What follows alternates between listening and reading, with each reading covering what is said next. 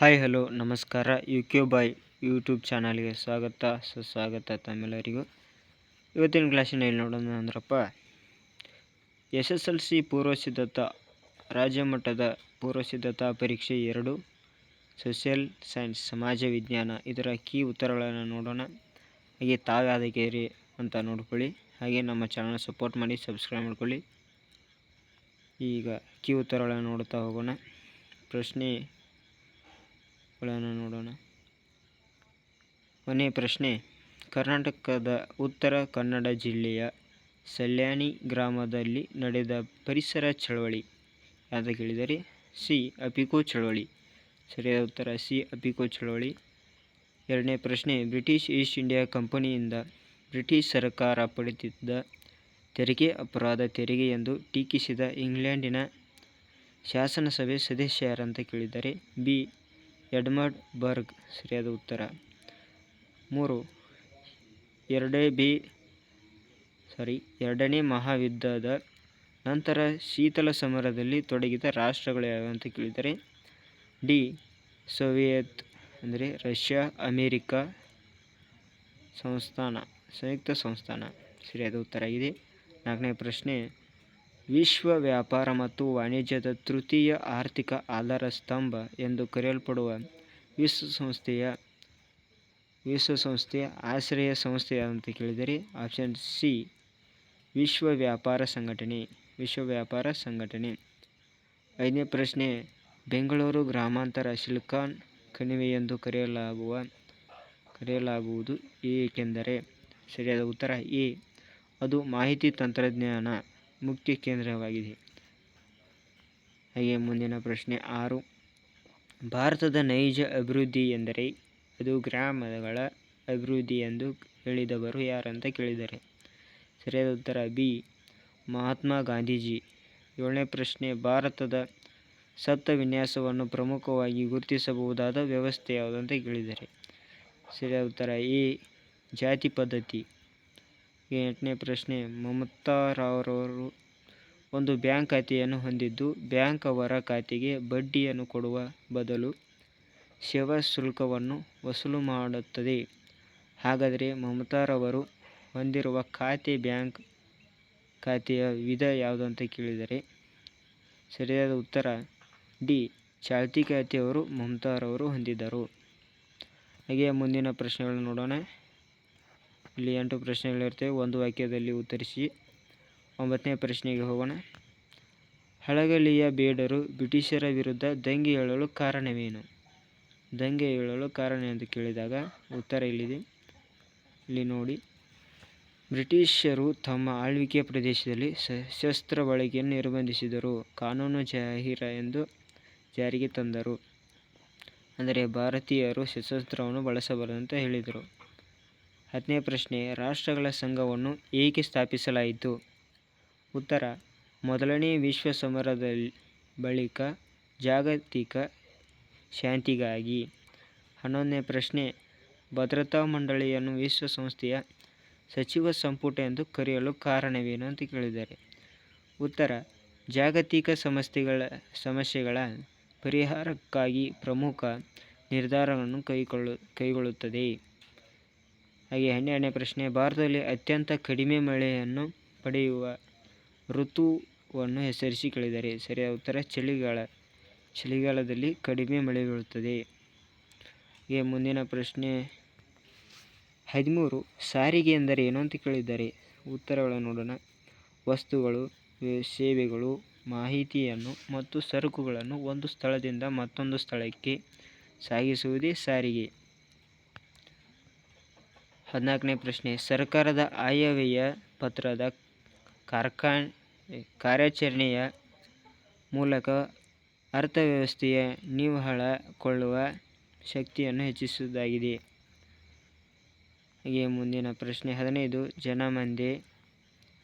16ನೇ ಉತ್ತರ, ಗ್ರಾಮಾಂತರ ಪ್ರದೇಶದಲ್ಲಿ ಕೈಗಾರಿಕೆಗಳನ್ನು ಸ್ಥಾಪಿಸುವ ಮೂಲಕ ಪ್ರಾಂತೀಯ ತಾರತಮ್ಯ ನಿರ್ವಹಿಸುತ್ತಾರೆ. ತಾರತಮ್ಯ ಅಂತ ಕೇಳಿದ್ದಾರೆ ಇಲ್ಲಿ. ಈಗ ಮುಂದಿನ ಪ್ರಶ್ನೆಗೆ ಹೋಗೋಣ. 2 ರಿಂದ 4 ವಾಕ್ಯಗಳಲ್ಲಿ ಉತ್ತರಿಸಿ. 17ನೇ ಪ್ರಶ್ನೆ, ಕರ್ನಾಟಕದ ರಾಜ್ಯ ಲೋಕಸೇವಾ ಆಯೋಗದ ಕಾರ್ಯಗಳು ಯಾವುವು ಅಂತ ಕೇಳಿದ್ದಾರೆ. ಇಲ್ಲಿವೆ ನೋಡಿ. ರಾಜ್ಯ ಸರ್ಕಾರ ಸೇವೆಗೆ ಸ್ಪರ್ಧಾತ್ಮಕ ಪರೀಕ್ಷೆ ನಡೆಸುವುದು, ಹಾಗೆ ವ್ಯಕ್ತಿತ್ವ ಪರೀಕ್ಷೆ ನಡೆಸುವುದು, ಹಾಗೆ ವಿಶ್ವ ರಾಷ್ಟ್ರಗಳ ಅಭಿವೃದ್ಧಿಯಲ್ಲಿ IBRDಯ ಪಾತ್ರ ಏನಂತ ಕೇಳಿದ್ದಾರೆ. ಸಬ್ ಪಾಯಿಂಟ್ ನೋಡಿ. ಕೃಷಿ, ಕೈಗಾರಿಕೆ, ಸಾರಿಗೆ ಮತ್ತು ಸಂಪರ್ಕ ಅಭಿವೃದ್ಧಿಗೆ ನೆರವಾಗಿದೆ. ಹಾಗೆ 2ನೇ ಪಾಯಿಂಟ್, ದ್ವಿತೀಯ ಮಹಾಯುದ್ಧದ ಬಳಿಕ ಆರ್ಥಿಕ ಪುನಶ್ಚೇತನ ನೆರವು. ಪಾಯಿಂಟ್ಗಳಿದೆ, ನೀವೇ ಸರಿಯಾಗಿ ನೋಡ್ಕೊಳ್ಳಿ. ಹಾಗೆ ಮುಂದಿನ ಪ್ರಶ್ನೆ, ಬಾಲ ಕಾರ್ಮಿಕ ಸಮಸ್ಯೆಗೆ ಕಾರಣವೇನು ಅಂತ ಕೇಳಿದ್ದಾರೆ. ನೀವು ಈ ರೀತಿಯನ್ನು ಬರೀಬೋದು. ಕುಡು ಬಡತನ. ಶಾರ್ಟ್ಕಟಾಗಿ ಬರೆದ್ರೆ ಆರಾಮ್ ನೀವು ಈಜಿ ಮಾರ್ಕ್ಸನ್ನು ತಗೋಬೋದು. ಕೌಟುಂಬಿಕ ಕಲಹ, ವಿಚ್ಛೇದನ, ಕೌಟುಂಬಿಕ ಹಿಂಸೆ, ಪೋಷಕರ ಅತಿಯಾದ ನಿಯಂತ್ರಣ, ಅನಕ್ಷರತೆ. ಹಾಗೆ ಮುಂದೆ ನೋಡೋಣ. 18ನೇ ಪ್ರಶ್ನೆ, ಭಾರತದ ಒಕ್ಕೂಟ ಜುನಾಗಢ ಸಂಸ್ಥಾನವನ್ನು ವಿಲೀನಗೊಳಿಸಿದ ಬಗ್ಗೆ ತಿಳಿಸಿ ಅಂತ ಕೇಳಿದ್ದಾರೆ.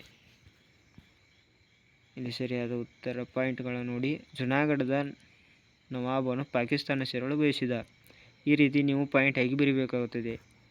ಪೇಜ್ ಎರಡು ಪೇಜ ಬರೆದರೆ ಸರಿಯಾಗಿ ಅಂಕಗಳು ಸಿಗುವುದಿಲ್ಲ. ಸರಿಯಾಗಿ ನೋಡ್ಕೊಂಡು ಬರೆಯಿರಿ. ಹಾಗೆ 2ನೇ ಪಾಯಿಂಟೇ, ಪ್ರಜೆಗಳು ನವಾಬನ ವಿರುದ್ಧ ಬೀದಿಗಿಳಿಸಿದರು. ಹಾಗೆ ಮುಂದಿನ ಪ್ರಶ್ನೆ, ಮಳೆ ಕೊಯ್ಲು ಅಥವಾ ಮಳೆ ನೀರಿನ ಸಂಗ್ರಹಣೆ ಇಂದು ಕಡ್ಡಾಯವಾಗಿದೆ ಏಕೆ ಅಂತ ಕೇಳಿದ್ದಾರೆ. ಪಾಯಿಂಟ್ಗಳು ಹಾಕಿ ನೀವು ಬರೀಬೇಕಾಗುತ್ತೆ. ಇಲ್ಲಿ ನೋಡಿ ಪಾಯಿಂಟ್ಗಳು ತೋರಿಸಿದ್ದೇವೆ. ಜಲಸಂಪತ್ತು ತಾರತಮ್ಯದಿಂದ ಕೂಡಿದೆ. ಮಳೆಗಾಲದ ಅವಧಿ ಕಡಿಮೆ. ಹೆಚ್ಚು ಮಳೆ ಬೀಳುವ ಪ್ರದೇಶ ದೀರ್ಘ ಮಳೆ ರಹಿತ ಪ್ರದೇಶಗಳಾಗಿವೆ. ಇದೇ ರೀತಿ ನೀವು ಪಾಯಿಂಟ್ಗಳು ಬರೀಬೇಕಾಗುತ್ತೆ ವಿದ್ಯಾರ್ಥಿಗಳೇ. 19ನೇ ಪ್ರಶ್ನೆ ನೋಡೋಣ. 19ನೇ ಪ್ರಶ್ನೆ, ಇಲ್ಲಿ ಸಬ್ ಪಾಯಿಂಟ್ಗೆ ಉತ್ತರ ಕೊಟ್ಟಿದ್ದೇವೆ ನೋಡಿ. ಹತ್ತಿ ಗಿರಣಿಗಳಲ್ಲಿ ಕಚ್ಚಾ ವಸ್ತುವಾಗಿ ಬಳಕೆ. 2ನೇ ಪಾಯಿಂಟು, ವಿದೇಶಿ ವಿನಿಮಯ ಗಳಿಕೆ. ಹಾಗೆ 20ನೇ ಪ್ರಶ್ನೆ ನೋಡೋಣ. ದತ್ತು ಮಕ್ಕಳಿಗೆ ಹಕ್ಕಿಲ್ಲ ಎಂಬ ನೀತಿಯಿಂದ ಬ್ರಿಟಿಷರ ವಶವಾದ ದೇಶೀಯ ಸಂಸ್ಥಾನವನ್ನು ಹೆಸರಿಸಿ. ಇದು ವೆರಿ ಇಂಪಾರ್ಟೆಂಟ್ ಕ್ವಶನ್ ನೋಡಿ. ಹೆಚ್ಚಾಗಿ ಕೇಳಿದ ಪ್ರಶ್ನೆ ಇದು. ಹಾಗೆ ಈ ಸಲ ರಾಜ್ಯ ಮಟ್ಟದ ಪ್ರಶ್ನೆಗಳಿಗೆ ಕೇಳಿದ್ದಾರೆ. 1ನೇ ಪಾಯಿಂಟ್ ನೋಡೋಣ. ಸತ್ತಾರ್, ಝಾನ್ಸಿ, ಜೈಪುರ್, ಉದಯಪುರ್, ಸಂಬಲ್ಪುರ್. ಇದು ಸರಿಯಾದ ಉತ್ತರಗಳಾಗಿವೆ. ಹಾಗೆ 21ನೇ ಪ್ರಶ್ನೆ, ಹಸಿರು ಕ್ರಾಂತಿಯನ್ನು ಏಕೆ ಪ್ರಾರಂಭಿಸಲಾಯಿತು. ಸರಿಯಾದ ಉತ್ತರ 1ನೇ ಸಬ್ ಪಾಯಿಂಟ್, ಪರಿಸರ ಸ್ನೇಹಿ ತಂತ್ರಜ್ಞಾನ ಬಳಕೆ, ಸಾವಯವ ಕೃಷಿ, ಶೂನ್ಯ ಬಂಡವಾಳ ಕೃಷಿಯಾಗಿದೆ. ಹಾಗೆ ಮುಂದಿನ ಪ್ರಶ್ನೆ ನೋಡೋಣ. ಉತ್ತರ ನೋಡಿವಿ, ಉತ್ತರ ನೋಡ್ಕೊಳ್ಳಿ. ಪ್ರಶ್ನೆ ನಿಮ್ಮ ಕ್ವಶನ್ ಪೇಪರಲ್ಲಿ ಇರುತ್ತೆ, ಸರಿಯಾಗಿ ನೋಡ್ಕೊಳ್ಳಿ. ಹಾಗೆ 23ನೇ ಪ್ರಶ್ನೆಗೆ ಹೋಗೋಣ. ಕರ್ನಾಟಕದ ರಾಜ್ಯ ಲೋಕಸೇವಾ ಆಯೋಗದ ಕಾರ್ಯಗಳು ಯಾವತ್ತು ಕೇಳಿದ್ದಾರೆ. ಇಲ್ಲಿ ಸಬ್ ಪಾಯಿಂಟ್ ಹಾಕಿ ತೋರಿಸಲಾಗಿದೆ, ವಿದ್ಯಾರ್ಥಿಗಳೇ ನೋಡಿಕೊಳ್ಳಿ. ಹಾಗೆ 24ನೇ ಪ್ರಶ್ನೆಗೆ ಉತ್ತರಗಳು ನೋಡಿಕೊಳ್ಳಿ. ಪ್ರತಿ ವರ್ಷದ ಮಾರ್ಚ್ 15ರಂದು ವಿಶ್ವ ಗ್ರಾಹಕರ ಹಕ್ಕುಗಳ ದಿನವನ್ನು ಆಚರಿಸ್ತಾರಂತ ಕೇಳಿದ್ದಾರೆ. ಆದರೆ ಏಕೆ ಅಂತ ಕೇಳಿದ್ದಾರೆ. 1962ರಲ್ಲಿ ಮಾರ್ಚ್ 15ರಂದು ಅಮೆರಿಕದ ಅಧ್ಯಕ್ಷ ಜಾನ್ ಎಫ್ ಕೆನೆಡಿ ಅವರು ಅಲ್ಲಿಂದ ನಾಗರಿಕತೆ, ಸದಸ್ಯತೆ, ಮಾಹಿತಿ ಅಥವಾ ನಿವೇದನೆ, ಪರಿಹಾರ ಎಂಬ 4 ಹಕ್ಕುಗಳನ್ನು ನೀಡುವ ವಿಧೇಯಗಳನ್ನು ಅಂಗೀಕರಿಸಿದರು. ಇದಕ್ಕಾಗಿ ಮಾರ್ಚ್ 15ರಂದು ವಿಶ್ವ ಗ್ರಾಹಕರ ಹಕ್ಕು ದಿನ ಎಂದು ಆಚರಿಸಲಾಗಿದೆ. ವಿದ್ಯಾರ್ಥಿಗಳೇ, ಇವತ್ತಿನ ಕ್ವಶನ್ ಪೇಪರ್ ಕೀ ಉತ್ತರಗಳು ನೋಡಿ. 6 ವಾಕ್ಯಗಳಲ್ಲಿ ಉತ್ತರಿಸಿ ಅಂತ ಕೇಳಿದ್ದಾರೆ.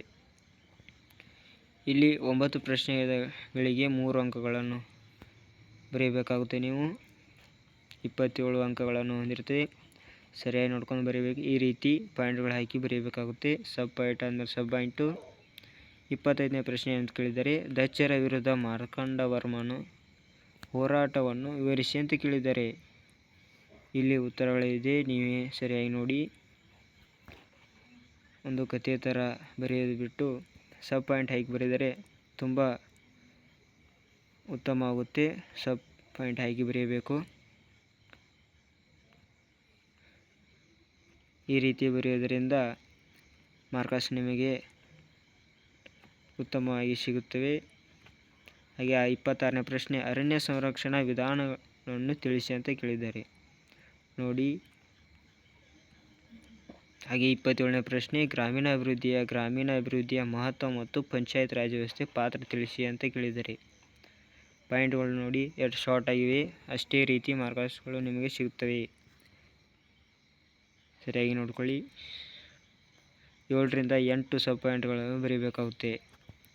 ಹಾಗೆ ಮುಂದಿನ ಪ್ರಶ್ನೆ ಸಾರ್ವಜನಿಕ ಹಣಕಾಸು ವೈಯಕ್ತಿಕ ಹಣಕಾಸು ನಡುವಿನ ವಿಭಿನ್ನತೆ ಅಂತ ಗುರುತಿಸಿರಿ ಅಂತ ಬರೆದಿದ್ದಾರೆ. ಈ ರೀತಿ ಕೋಷ್ಟಕ ಹಾಕಿ ನೀವು 5 ಅಥವಾ 6 ಪಾಯಿಂಟ್ಗಳನ್ನು ಬರೆದರೆ ಸಾಕು, ಮಾರ್ಕ್ಸ್ಗಳು ಟೋಟಲ್ ಆಗಿ ಸಿಗುತ್ತವೆ, 3 ಅಂಕಕ್ಕೆ 3 ಅಂಕ ಸಿಗುತ್ತವೆ. ಹಾಗೆ ಮುಂದಿನ ಪ್ರಶ್ನೆ 28 ಒಂದು ಬ್ಯಾಂಕಿನ ಕಾರ್ಯಗಳು ಸೇವೆಗಳು ಯಾವುವು ಅಂತ ಕೇಳಿದ್ದಾರೆ. ಇಲ್ಲಿ ನೋಡಿ ಈ ರೀತಿ ಬರೀಬೇಕಾಗುತ್ತೆ ಸಬ್ ಪಾಯಿಂಟ್ ಹಾಕಿ. ಹಾಗೆ 29ನೇ ಪ್ರಶ್ನೆಗೆ ಹೋಗೋಣ. ಆರ್ಯ ಸಮಾಜದ ಉದ್ದೇಶಗಳನ್ನು ತಿಳಿಸಿ. ವೆರಿ ಇಂಪಾರ್ಟೆಂಟ್ ಕ್ವಶನ್ ಇದು ನೋಡಿ ಮಕ್ಕಳೇ. ಹಾಗೆ 30ನೇ ಕ್ವಶನ್ ಭಾರತದ ವಿದೇಶಾಂಗ ನೀತಿಯ ಮೂಲ ತತ್ವಗಳು ಅಂತ ಕೇಳಿದ್ದಾರೆ. ಮೂಲ ತತ್ವಗಳು ನೀವು 7 ಅಥವಾ 8 ಬರೆಯಬೇಕಾಗುತ್ತೆ. ತತ್ವಗಳನ್ನು ಸಬ್ ಪಾಯಿಂಟ್ ಹಾಕಿ ಬರೆಯೋದ್ರಿಂದ ಉತ್ತಮ, ನಿಮಗೆ ಸಮಯವು ಕಾಲಾವಕಾಶವು ಸಿಗುತ್ತದೆ. ಪಾಯಿಂಟ್ ಹಾಕಿ ಬರೆದರೆ ನೀವು ಉತ್ತಮವಾಗಿರುತ್ತದೆ. ಹಾಗೆ 31ನೇ ಪ್ರಶ್ನೆ ಸಂಘಟಿತ ಕೆಲಸಗಾರರು ಮತ್ತು ಅಸಂಘಟಿತ ಕೆಲಸ ನಡುವಿನ ವ್ಯತ್ಯಾಸ ಕೇಳಿದ್ದಾರೆ. ಇಲ್ಲಿ ನೋಡಿ ಸರಿಯಾದ ಉತ್ತರವನ್ನು ನೀವೇ ನೋಡ್ಕೋಬೇಕಾಗುತ್ತೆ. ಹಾಗೆ 1857 ದಂಗೆ ವಿಫಲತೆ ಕಾರಣಗಳನ್ನು ತಿಳಿಸಿ ಅಂದಿದ್ದಾರೆ. ಇಲ್ಲಿ ವೆರಿ ಇಂಪಾರ್ಟೆಂಟ್ ಆಗಿದೆ ಇದು ಕ್ವಶನ್, ಹೆಚ್ಚಾಗಿ ಕೇಳಿದ ಕ್ವಶನ್ ಪೇಪರಲ್ಲಿದು. ದಂಗೆಯ ವಿಫಲತೆ ಕಾರಣಗಳೇ ತಿಳಿಸಿ ಅಂತ ಕೇಳಿದ್ದಾರೆ. ನೋಡ್ಕೊಳ್ಳಿ, ಶಾರ್ಟ್ ಆಗಿ ನೋಟ್ಸ್ ಥರ ಇದೆ, ಉತ್ತರಗಳನ್ನು ನೀವು ನೋಡ್ಕೊಳ್ಳಿ, ಆರಾಮ್ ನೀವು ಪಾಸ್ ಸಿಕ್ಕಿರ. ಹಾಗೆ ಮುಂದಿನ ಪ್ರಶ್ನೆಗಳನ್ನು ನೋಡೋಣ. 8ರಿಂದ 10 ಕೇಳಿ ಉತ್ತರಿಸಿ. ಇಲ್ಲಿ 4 ಪ್ರಶ್ನೆಗಳನ್ನು ಬರೆದರೆ ನೀವು 4 ಅಂಕಕ್ಕೆ 16 ಅಂಕಗಳು ಸಿಗುತ್ತವೆ. ಇಲ್ಲಿ ಪ್ರಶ್ನೆಯನ್ನು ಕೇಳಿದ್ದಾರೆ ಅಂದ್ರೆ 10ನೇ ಚಾಮರಾಜೇಂದ್ರ ಒಡೆಯರ ಕಾಲದ ಸುಧಾರಣೆಗಳಂತ ಕೇಳಿದ್ದಾರೆ. ಈ ರೀತಿ ಬರೀಬೇಕಾಗುತ್ತೆ, ಸಬ್ ಪಾಯಿಂಟ್ ಮೇಲೆ ಸಬ್ ಪಾಯಿಂಟ್ ಹಾಕಿ.